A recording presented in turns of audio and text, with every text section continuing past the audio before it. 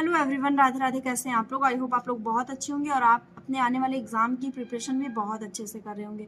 तो कंटिन्यू अपने आने वाले एग्जाम की प्रिपरेशन करते रहिए। साथ ही साथ जिनका यूपी पुलिस रिटन क्वालिफाई हो गया होगा वो अपना फिजिकल बहुत अच्छे से तैयार करें, क्योंकि ये जो फिजिकल होता है ना, मतलब इसमें अगर आप वहाँ पे आउट हो जाते हैं फिर आपको बहुत गिल्ट फील होगा।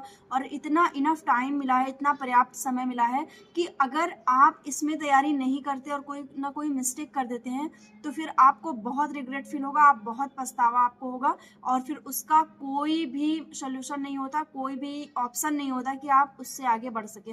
तो अपने फिजिकल की तैयारी कंटिन्यू करते रहिए। तो बहुत सारे लोग के मन में डाउट रहता है ना कि आरपीएफ कांस्टेबल का एग्जाम कब होगा, कब इसकी एग्जाम डेट आएगी और कब हमारा मतलब ऑफिशियल सारी चीजें निकल के कब आ जाएंगी, जब हमें पता चल जाएगा कि आरपीएफ कांस्टेबल का एग्जाम होना ही होना है। तो देखिए, मैंने कल इस पे एक वीडियो बनाई थी, बट फिर भी इसके क्वेश्चन बहुत सारे आ रहे थे, तो मैंने सोचा कि मैं इसकी प्रॉपर एक और वीडियो बना देती हूँ और आपको एक जो कितना मतलब इसमें वो है कंपटीशन है, मैं आपको बता दूँ कि कितना ज़्यादा इसमें कंपटीशन है, किस तरह से कट ऑफ बनेगी और किस तरह से सेफ स्कोर होगा। आप अपना मतलब कैसे तैयारी करिए, क्योंकि समय बहुत कम बचा है। ठीक, तो देखिए, आरपीएफ कांस्टेबल का जो एग्ज़ाम होना था वो 8 जनवरी से डिसाइड किया गया था। ऐसा आरपीएफ की जो ऑफिशियल नोटिस आई थी उसमें यही है कि 8 जनवरी से एक्सपेक्ट किया गया है कि एग्ज़ाम होगा। बट बहुत सारी चीज़ें ऐसे भी निकल के आती हैं कि ये नोटिस सही नहीं थी या फिर ये सही नोटिस नहीं थी, फेक थी, एग्ज़ाम जो है वो मार्च में हो जाएगा। तो ऐसा बिल्कुल भी नहीं है। अगर आरपीएफ एसआई का एग्ज़ाम हो गया है तो बहुत जल्द आरपीएफ कांस्टेबल का एग्ज़ाम हो जाएगा। बहुत ज़्यादा समय नहीं रखा जाएगा कि लगभग 3-4 महीने का गैप करा दिया जाए उसके बाद एग्ज़ाम हो। एग्ज़ाम आपका जनवरी में होना 99% तय है। अगर बाई चांस बहुत कुछ चीज़ें अप एंड डाउन होती हैं तो यही होगा कि एग्ज़ाम आपका 2-4-6 दिन और खिसक सकता है। लेकिन ये कहिए कि एग्ज़ाम अप्रैल में हो या उसके आगे हो, तो ऐसा कुछ भी नहीं है। एग्ज़ाम आपका इसी समय होगा, जनवरी में ही आपका एग्जाम होगा। इससे बहुत ज़्यादा समय नहीं लगेगा। ठीक है, तो एक मेन जो चीज़ निकल के आती है ना कि आपकी तैयारी कितनी है, क्योंकि अगर जनवरी में एग्जाम होगा, लगभग 8 जनवरी से अगर एग्जाम स्टार्ट हो जाएगा या फिर बहुत लेट हुआ तो 10 या 12 जनवरी से एग्जाम स्टार्ट होता है, तो कितना हमारी तैयारी है, हमने कितना तैयारी की है, हम किस तरह से किस पायदान पे हैं। अपने आप को आंकने के लिए हमें मतलब बहुत इंपॉर्टेंट होता है अपने आप को आंकना कि हम किस जगह पे हैं। और इस बार अगर बात करें तो आरपीएफ कांस्टेबल में वाकई में बहुत ज़्यादा कंपटीशन है। एक सीट पे हजारों संख्या में स्टूडेंट हैं जो फाइट करेंगे और सीटें भी कम है और फॉर्म तो बहुत ही मतलब बहुत ज़्यादा संख्या में फिल है, आप सबको पता है ये चीज़। तो देखिए, कंपटीशन बहुत तगड़ा होने वाला है। जितना एक मेरी मतलब कट ऑफ जाती है उससे हाई ही कट ऑफ जाएगी, कम रहने की बिल्कुल भी चांसेस नहीं है, क्योंकि एग्ज़ाम का पैटर्न भी वैसा ही होता है कि 10th लेवल का आता है उसमें, तो मोस्टली लोग उसको अटेम्प्ट करते हैं, ज़्यादा से ज़्यादा अटेम्प्ट करते हैं, क्योंकि बहुत ही ज़्यादा मतलब स्टूडेंट जो होते हैं ना उसमें बहुत ज़्यादा फॉर्म फिल करते हैं और कंपटीशन को बढ़ा देते हैं बहुत अच्छे अच्छे स्टूडेंट।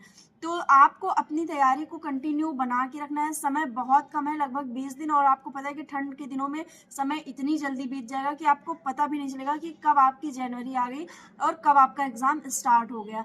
तो अपनी तैयारी को कंटिन्यू रखे रहिए, अपनी प्रैक्टिस को लगातार बनाए रहिए, मॉक टेस्ट वगैरह देते रहिए, क्योंकि मॉक टेस्ट से क्या होता है ना कि जो जैसा आरपीएफ एसआई में क्या हुआ था कि बहुत सारे स्टूडेंट जब वो सामने आए तो उन्होंने बताया, मेरे खुद जान पहचान में है तो उनसे मैंने डायरेक्टली बात की तो उन्होंने बताया कि टाइम मैनेजमेंट बहुत दिक्कत हो रही थी। तो जिसने मॉक टेस्ट पे प्रैक्टिस की है, जिसने अपना टाइम मैनेजमेंट सीखा है, जिसने बहुत सारे मॉक टेस्ट दिए हैं, तो उसको बहुत ज़्यादा दिक्कत नहीं होने वाली है। वो अपना टाइम मैनेजमेंट कर लेगा और उसको क्वेश्चन बनाने की प्रैक्टिस भी हो जाएगी।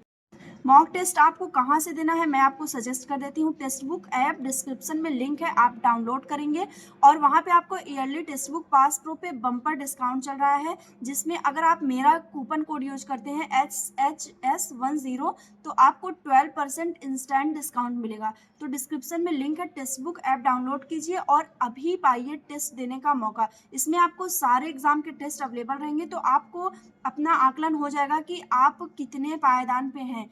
इसमें आपको सारे कॉम्पिटिटिव एग्जाम के टेस्ट मिल जाएंगे। तो डिस्क्रिप्शन में लिंक है, मेरा कूपन कोड SHS10 यूज करना ना भूलें। इस बार आरपीएफ कांस्टेबल का जो पैटर्न बनेगा एग्जाम का वो आरपीएफ एसआई से रिलेटेड ही बनेगा। वैसे ही इसमें भी क्वेश्चन आपको देखने को मिल सकते हैं, मतलब कि आपको वैसे कह सकते हैं कि क्वेश्चन का जो लेवल होता है कैलकुलेशन, जैसे मैथ में जो कैलकुलेशन टाइप के क्वेश्चन होते हैं तो वो वैसा ही दिखेगा। तो अपना मॉक टेस्ट आप कंटिन्यू देते रहिए। मॉक टेस्ट बहुत इंपॉर्टेंट है आपके लिए अगर आप अपनी तैयारी को आंकना चाहते हैं, क्योंकि अगर आप मॉक टेस्ट देते हैं तो आपको समझ में आएगा कि आप किस पायदान पे हैं, आप कॉम्पिटिशन में कितने लेवल पे हैं, उसमें सब कुछ आपको मेंशन होता है।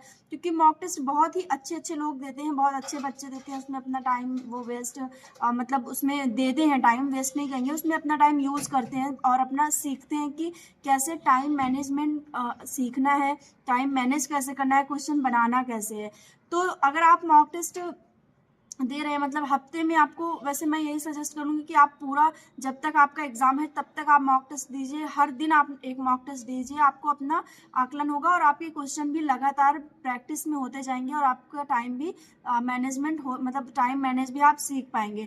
तो कंटिन्यू मॉक टेस्ट दीजिए। अगर बाई चांस आप नहीं दे पा रहे हैं तो आप हफ्ते में 3 या 4 मॉक टेस्ट, अगर ज़्यादा से ज़्यादा 5 मॉक टेस्ट तो ज़रूर से ज़रूर दीजिए, ठीक है, हफ्ते में। इससे कम मॉक टेस्ट आप मत दीजिए। तो आरपीएफ एसआई में जैसे कि बहुत सारे क्वेश्चन जो आए थे उनकी आप कंटिन्यू प्रैक्टिस कर लीजिए। आप जितने भी शिफ्ट के एग्ज़ाम थे सब ऑनलाइन आपको मिल जाएंगे। अगर आपको ऑनलाइन नहीं प्रोवाइड हो पा रहे हैं तो आप मुझे कमेंट करिएगा, मैं आपको प्रोवाइड करवा दूंगी।